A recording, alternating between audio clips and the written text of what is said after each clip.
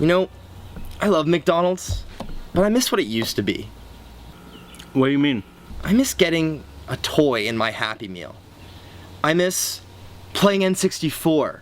You know what I miss? I miss jumping in the ball pit. That was so much fun. But you're forgetting something. Like how the McDonald's Happy Meal toys were cheaply made.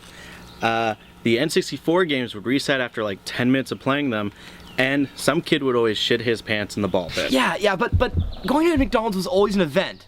Nowadays we go and we're drunk 90% of the time. Hey, the McGangbang would not exist if it wasn't for us going there while we were drunkry. Drungry. Drunk? Hungry. Drungry. Yeah, true. Still, it'd be nice to go on one last adventure with Ronald and the gang.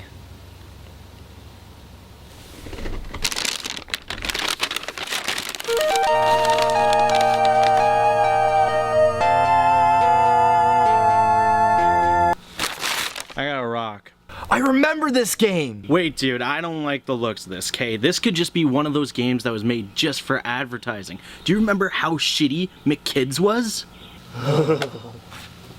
We'll leave that to a real professional. McDonald's TREAURELAND Adventure is made by Treasure, a very fitting name for the company, seeing as they're not a mainstream developer, but known for making gems like Gunstar Heroes, and more recently, Wario World on the GameCube.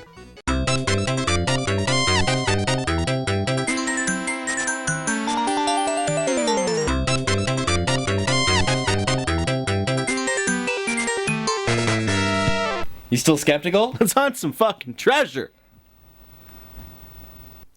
So here's the story. Ronald McDonald is walking through the forest one day when he stumbles upon a piece of a treasure map. Little does Ronald know that the other pieces of the map are in the hands of bad guys. Now, who classifies as a bad guy in the McDonald's universe? I don't know, the Hamburglar? Those shifty-looking French fry kids? Wrong. Our antagonists are a giant tomato, a little green man, and Captain Sugar Lips. I don't remember them in the McDonald's gang. So Ronald decides to set out on a quest to find the remaining pieces of the treasure map. How does Ronald fight baddies, you ask? Well, he is magic, but he can do other things besides making burgers appear. Another trick that he literally has up his sleeve is an extendable scarf to hoist himself up onto ledges and hang on zip lines with. As for his magic attack, he uses that to send bad guys into a dark oblivion, all while managing to keep that shit-eating grin on his face. You want to see a magic trick? Speaking of baddies, the guys who designed them had to have been on drugs. What's that? What's that? Hey, what's that thing? What the fuck is that? Oh, that's cool. A cave that's really a creature's mouth. I guess I'll just casually step inside. I wonder what could be in here.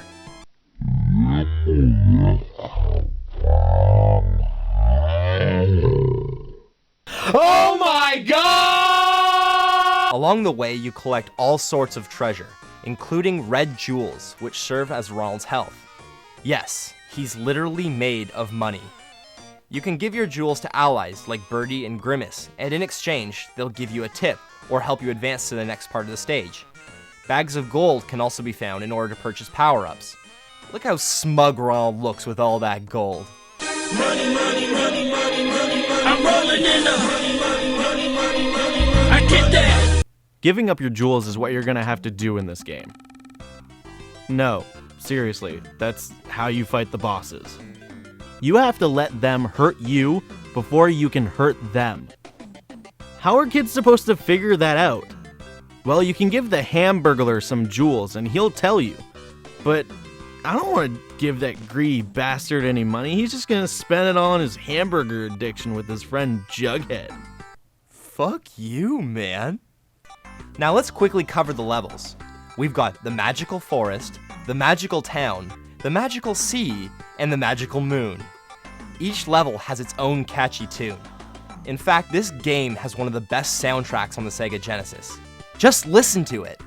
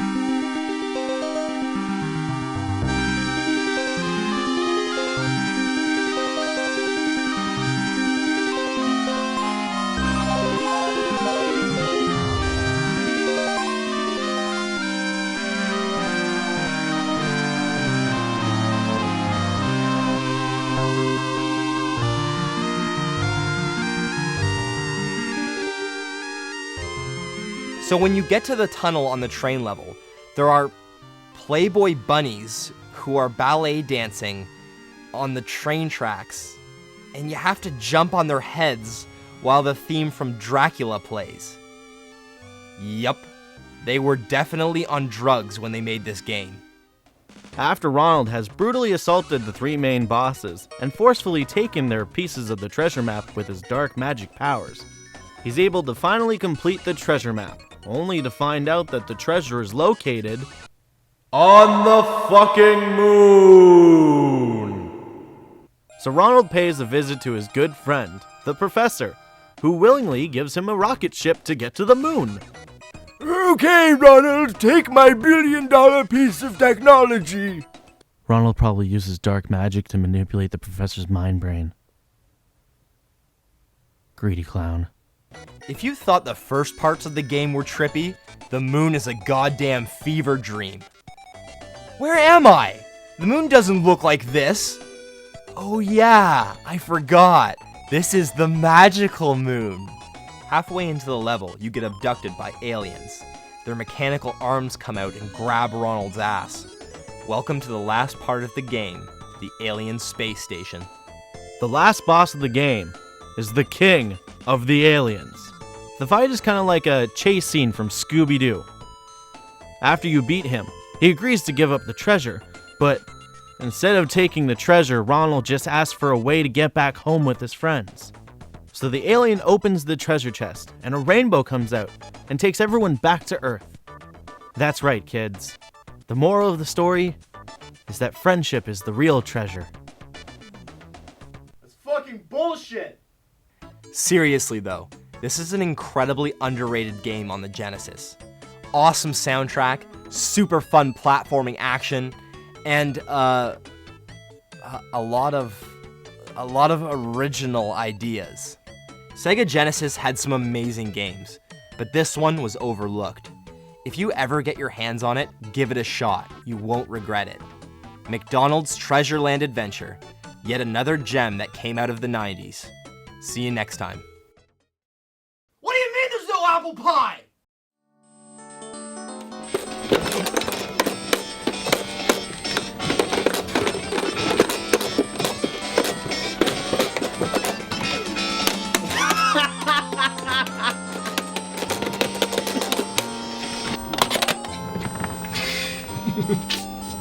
I can do.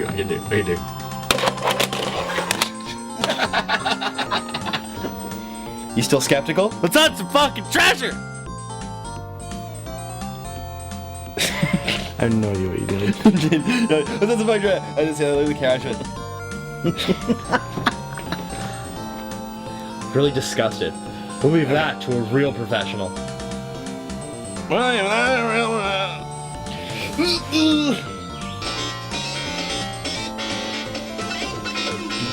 Turn that frown upside down.